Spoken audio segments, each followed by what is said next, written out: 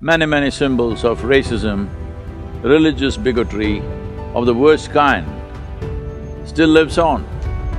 The discrimination that is in the minds and hearts of people, it's time to end this.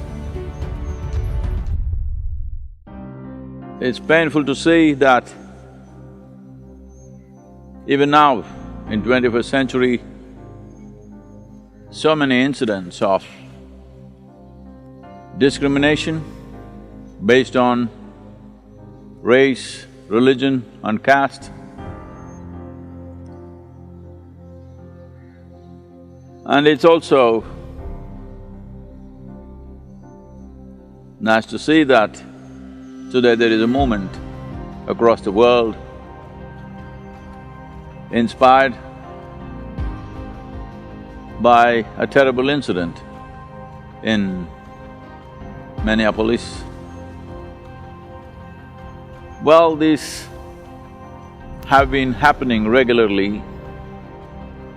Above all, though largely the laws enacted in almost every democratic country has kind of stabilized into an equitable process. Still there are nations where legally there is discrimination, but above all, the discrimination that is in the minds and hearts of people. For this to go, there needs to be a movement not on the street, but in every home, every workplace, and on the street, not necessarily in the form of a protest, but it is needed. And it's really heartening to see, particularly in UK, many symbols of racism of the past, of slave trade, are being pulled down.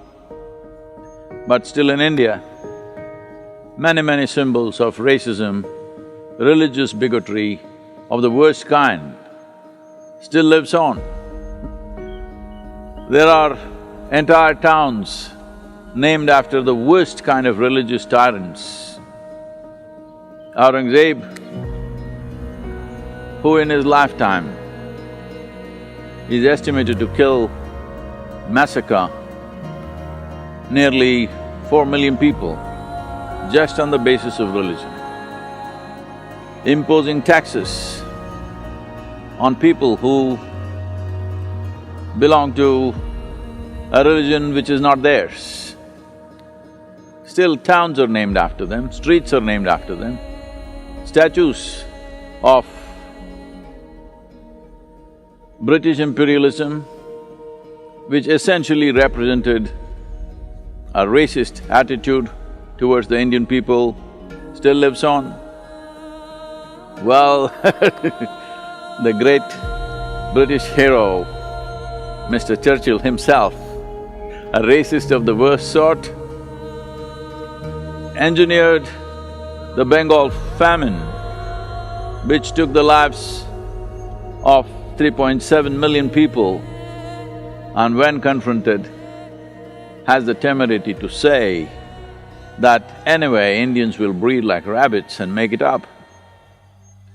Well, such people have been honored and celebrated in the world.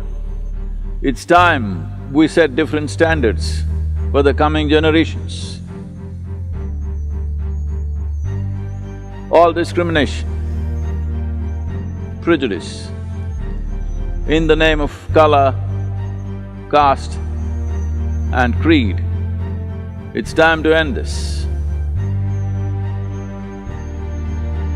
Our African-American friends in the United States are asking me, Sadhguru, we need your support. Well, the color of my skin itself is a support, and I've spoken strongly about this.